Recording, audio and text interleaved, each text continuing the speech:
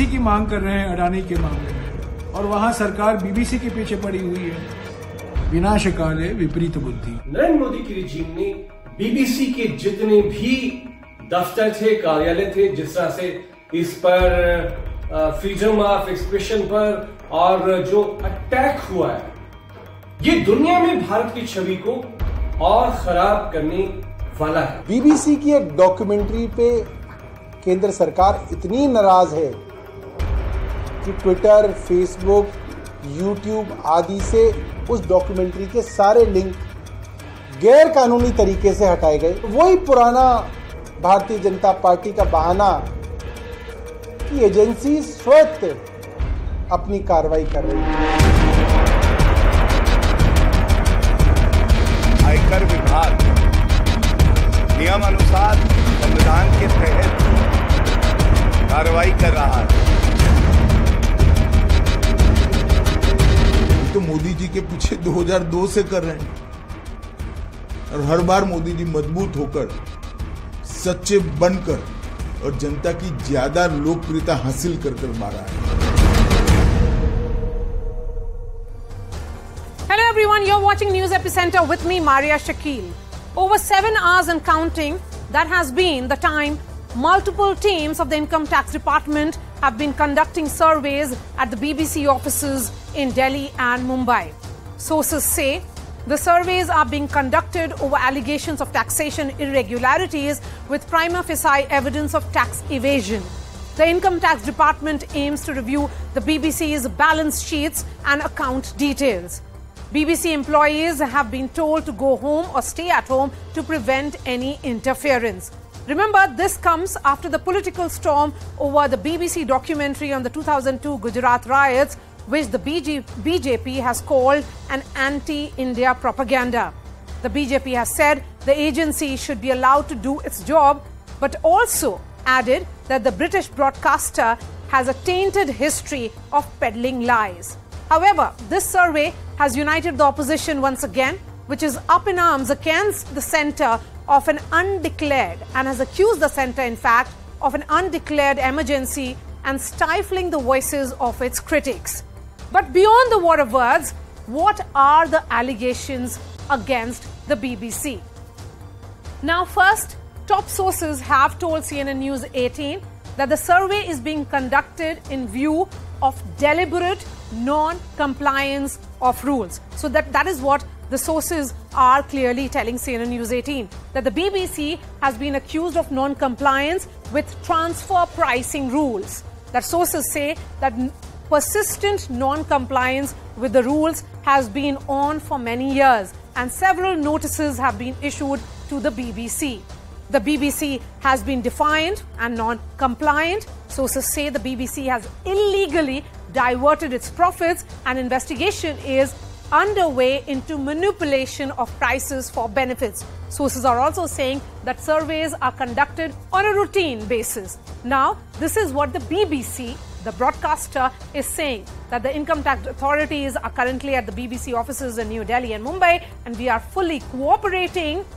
We hope to have this situation resolved as soon as possible. Let me go straight to the BBC office, from where Anshul is joining me live. Anshul, what is the update? Where are the employees, the reporters, the producers are present?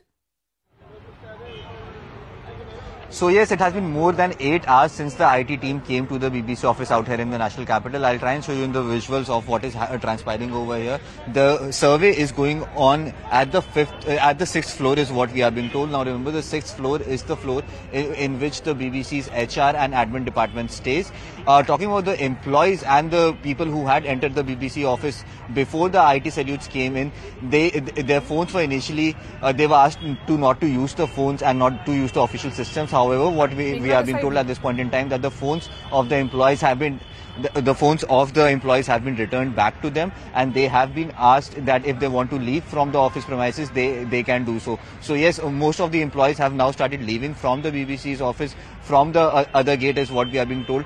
If you talk about the survey is still continuing out here. The employees, the BBC employees who pertain to HR department and the admin department, they are still being asked questions questioned. They are still being asked to produce documents in front of them. So yes, it has been more than 8 hours, and the survey is still going on. So yes, it remains to be seen as to how much longer will this survey continue, because yes, the BBC has issued a statement in which they have said that they are cooperating with the investigating agencies at this point in time. But yes, the kind of allegations that have been put against the BBC by the IT department, that are definitely very, very grave in nature.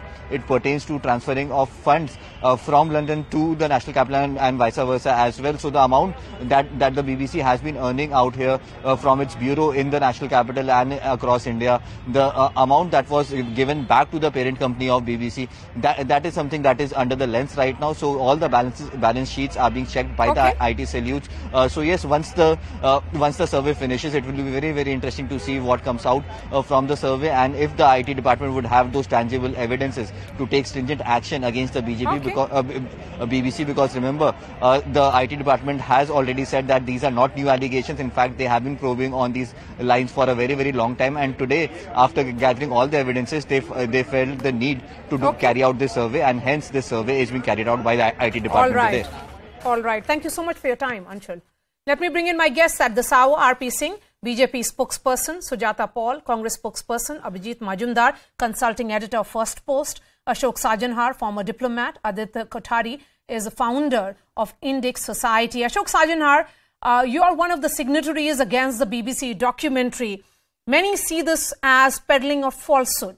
But today's surveys, can it just be seen as mere IT department survey because of non-compliance with the transfer pricing rule, as the government is indicating? You know, some people might try to draw a link between the fact that the BBC came up with this documentary and the government action that was taken against it, and very soon after that, that this search and investigation has been put into place. But I would like to see it in the context of what the IT authorities and the establishment has mentioned. Number one, as you yourself and your correspondent also said, Maria, that this is an issue that is not current. It has been going on for a long time. These investigations have been going on for a long time. There has been non-compliance on the part of the BBC. And, you know, what we saw in the documentary was that it was a motivated propaganda, it was biased, it was prejudiced. So, you know, having a further look at an issue that has been pending for a long time, I don't think that there is, you know, that any connection should really be drawn between the two. Okay, you are saying no connection should be drawn, but the opposition has united, Abhijit Majumdar, in its criticism, in which they are saying that, if anything, this is the government stifling criticism. My question to you is that this was almost like an issue which was, you know, which wasn't really the dominating narrative in the last few days and weeks. And it is back on the surface. It's back being debated right now. Why would you have a raid of this nature, particularly because timing will be a suspect, and that is the reason why the opposition is saying so? Maria, you know, one may argue that this is a routine raid, and this has happened even under the UPI. I believe, you know, the BBC has been under lens. But the timing and the messaging, I think we ought to think about that. In my opinion, the government is trying to send a message. There are two parts of it. One is that if you are, you know, beating up a dead horse, you're bringing up stuff that has been decided in the Indian courts after years of scrutiny, where, you know, of which 12 years UPA was in power. Yes. And everything had been, you know, investigated threadbare, and nothing has been found. And then BBC rakes it up before the elections. You know, if one is doing that, then their own house should be in order. I mean, you can, of course, you know, scrutinize the government of the day. That's okay. But on a issue that has been settled in the courts of India, you know, after years of investigation itself, I mean, you know, the documentary release timing by the BBC itself is suspect. So the government could be sending out. So, you know, the point that you're saying, Abhijit, that you have to have your own house in order, because if you are trying to rake up a matter which is decades old, in which the Prime Minister has been given clean chit by multiple agencies, and only recently the Supreme Court has talked about a larger conspiracy against him when he was the Chief Minister of Gujarat, then why bring it up at all? Very quickly. Yes. Very quickly. Yeah, very quickly. I mean, just 20 seconds. The other thing is that I think the ruling BJP wants this issue now. Okay. Now that the BJP has raked it up and the opposition has, has fallen into the trap, the ruling BJP wants the issue to be in public domain. Okay. So you are saying that this is an issue that the BJP would want to be there in the public domain. Let me check what is happening in London. Lord Meghnath Desai, economist and former Labour politician, is joining me. Lord Desai, really appreciate your time. My question to you, sir, is how are these surveys, which the government says are essentially tax compliance issue of the BBC, being viewed in UK and particularly by you? I think, everybody in UK doesn't actually watch the BBC, right? I mean, we get lots of other channels to watch. So BBC is not as important to UK as it. But, people in UK, the press and so on, are not stupid. They will realize that this raid on BBC is entirely motivated by the previous BBC documentary. I mean, they don't have to listen to election, not election, what Supreme Court did. We all know that. If it is an old story, and if BBC is repeating it, why is anybody bothered? Just say, if it's an old story, it's all been settled, ignore it. Why, first of all, ban the documentary and then raid the BBC? I presume there will be an income tax rate next, and then there will be, I don't know. These are surveys that the government is saying, Lord Desai. Let me put it this way. When India is hosting the G20, raiding the BBC does not look good. If India is in a global power now, hosting people, if it looks like India is stifling freedom of speech, even if the BBC is repeating for the 32nd time what it has done before, you do not repress freedom of speech. You do not harass people who are engaged in free speech. It just doesn't look good. Okay, but Lord Meghnath Desai, I was just going through history, and BBC Worldwide Limited was issued income tax notice in March 2009 under Section 148 of the IT Act, and it has been under the IT scanner for the longest time. So, listen. I'm not a child, right? I'm not a child. I live in London, and we do income tax and all of that. It is the timing which is the problem. If they have not been paying income tax for many years, why does suddenly it happen after BBC shows a documentary? And why? I want to help the government of India. Why does the government of India do something which will look embarrassingly bad for its own image when G20 is meeting in this country? G20 is a serious matter. And you don't actually go out and do something trivial like this. What is being said here is also this, that a BBC documentary at this time, yes, BBC documentary at this, yes, BBC documentary at this time, particularly when India is hosting G20, India is managing the presidency of G20. The timing of the BBC documentary is also a suspect.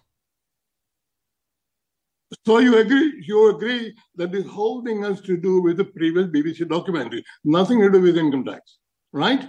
Now you have yourself said that all this is because of BBC documentary. Now BBC documentary is gone, forgotten a month ago. You are reviving the news of that documentary by doing the income tax rate. What do you think, newspapers in UK will think about it? Do you think they'll say, oh, BBC is terrible, it doesn't pay income tax, oh, how shocking, oh, we have to do something about it? They will know that this is in retaliation of a BBC documentary, which, as everybody says in the government, BJP government, it's old stuff, it's no longer relevant. Why does BBC do old stuff? So ignore it. Okay, you are saying it should be ignored. Ignore it. Learn to go above all this stuff. Okay, and British act MP, like a global power. Act like a global power. British MP Bob Blackman Don't has act said like a local power. that this BBC documentary. Aam Aadmi Party. You're not fighting Aam Aadmi Party in Delhi. This is a big issue, and you are attacking BBC, and it will not look good. Okay. That's all I have to say. Okay. You can think as you like, but attacking BBC is not good politics. Okay. British MP Bob Blackman, Lord Desai, has said that this entire documentary is completely exaggerated, and BBC, of course, does not represent views of the British government, and that this documentary is a hatchet job. And that it's a result of poor journalism, is badly researched and completely unjustified. So, ignore it. Just ignore it. If it's a bad documentary, why bother? Why bother to give it publicity by banning it? You're giving it publicity around the world by banning it. If you ignore it, if it's a bad documentary, what you do? You change channels. If somebody has a bad documentary, you just change channels and carry on. You don't go around chasing them and giving them a lot of bad publicity around the world. Now the whole world will know that government of India has something to hide, so they're attacking the BBC. That's what people will say. People are not naive, People are not naive. People read other newspapers, see other channels. They're not stupid.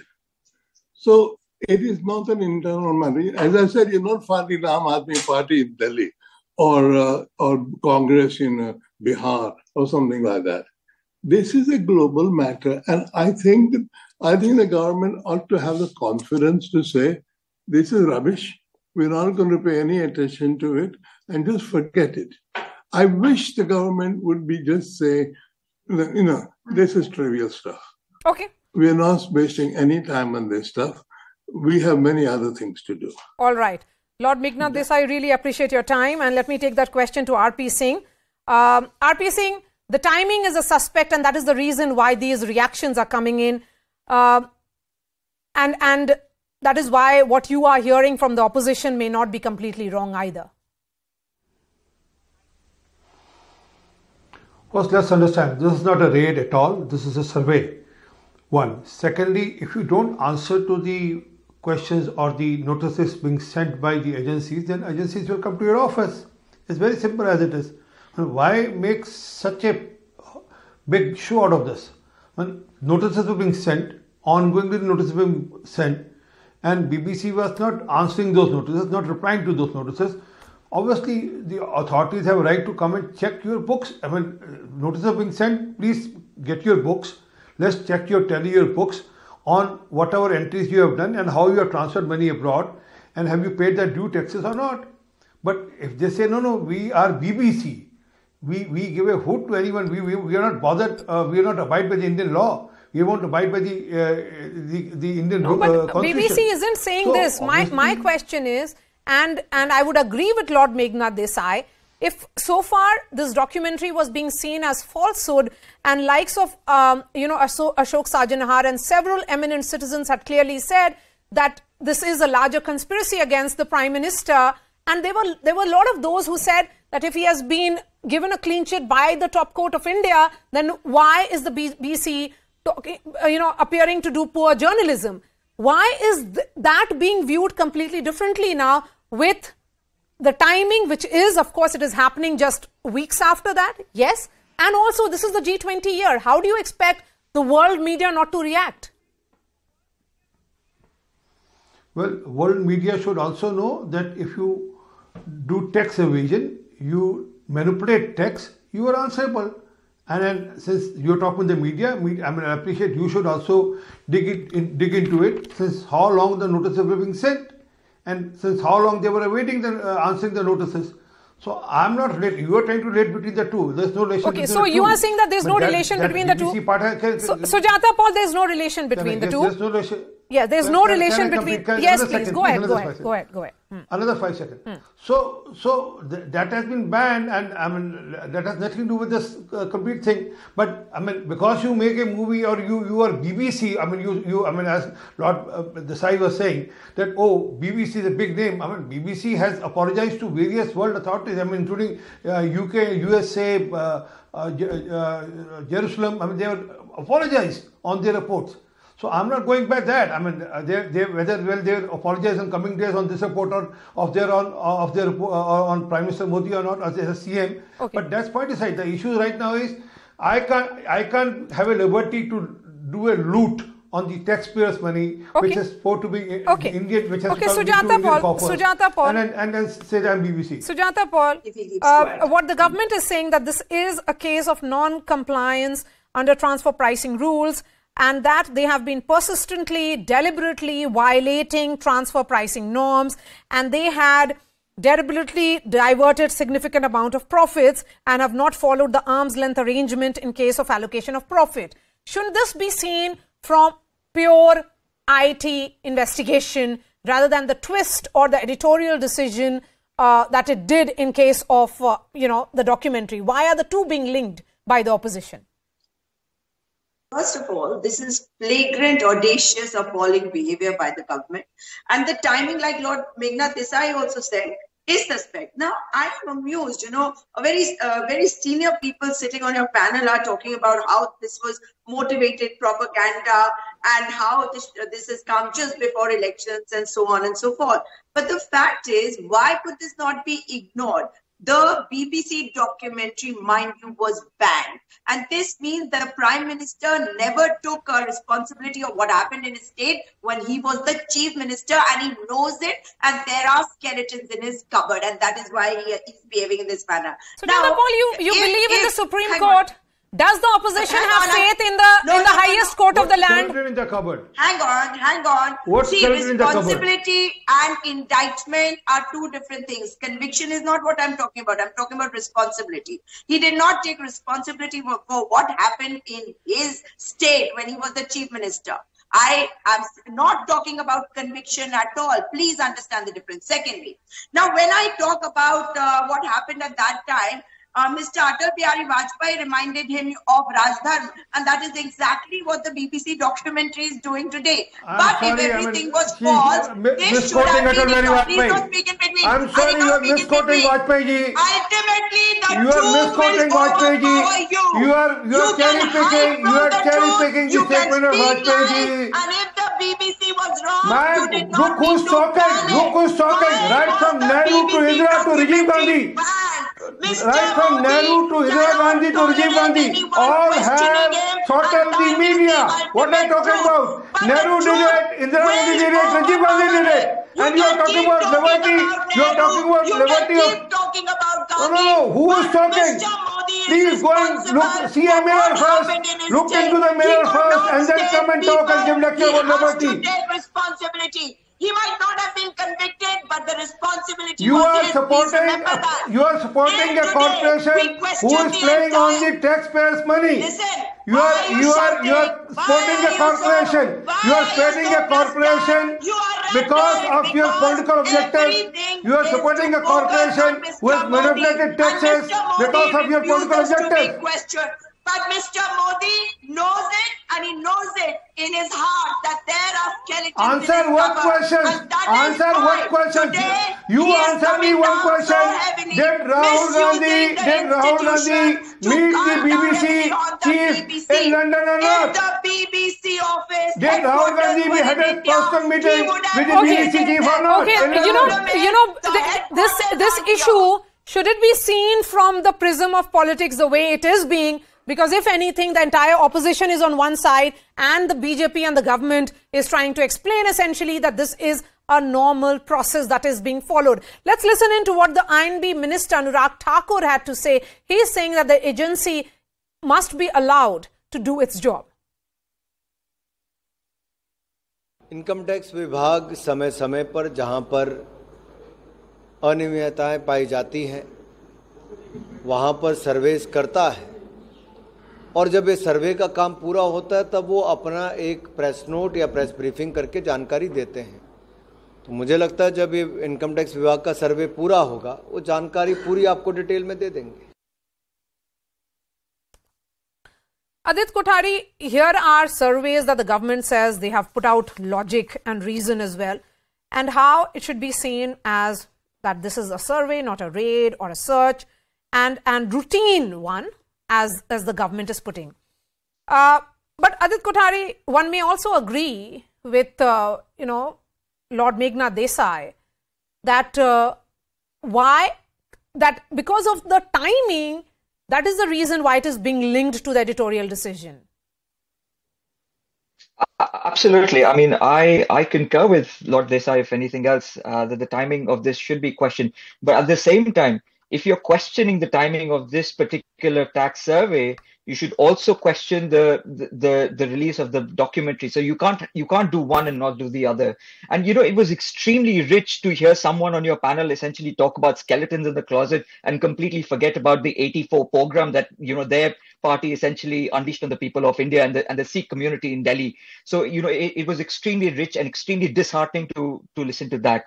It is imperative that this documentary be alive because it exposes the biasness of the media organizations that were involved in this. If you look at the documentary, there were people from Al Jazeera, Article 14, Caravan, and that whole cabal which is essentially on involved. Your screen on both sides. Wow.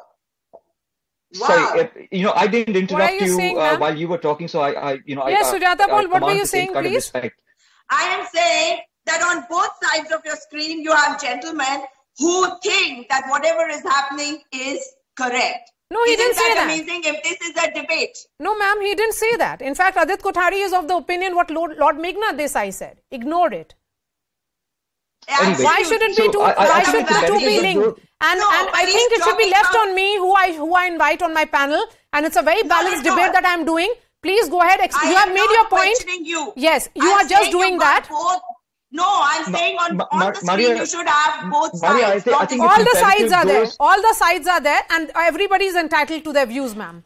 Yes, please go ahead. I think Maria, it's imperative for those who are essentially indulging in this sort of hypocrisy, do some soul searching. I think, like Abhijita essentially pointed out, people who live in houses built of glass shouldn't be throwing stones at others.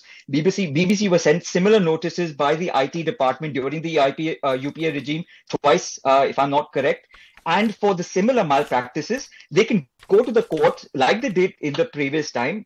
And it will be, if the courts find anything credible, they will pursue it. If not, they will squash it. BBC have a long history of accounting malpractices and tax avoidance. Yes, Sujata Paul, I'm going to remind you of what has been done in the past. UK, yes. In the UK, Indira Gandhi banned the BBC in 1970 and along with other foreign broadcasters in 1975 during the emergency.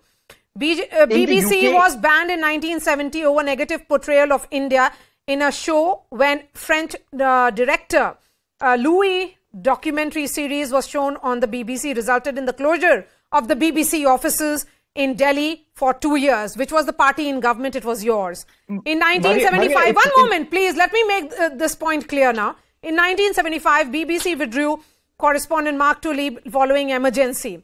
Banned the BBC. In fact, a statement signed by 41 Congress MPs accused the BBC of broadcasting notoriously anti-India stories and asked the government not to allow the BBC to report again from Indian soil. This is what has been done by the Congress party. So Maria, let me come in. Yes. So exactly, as far as the emergency is concerned, we have already asked for forgiveness of the country in the parliament. So that means what happened then was wrong, right? So if you are trying to justify it happened before that, and it was this letter which has been sent by 41 MPs of the Congress did not happen during emergency. And in 2017, my question is, ma'am, my question is this, that it has been done by your government as well. So is that a justification? No, I'm not saying it is a justification. If you have done it, you should.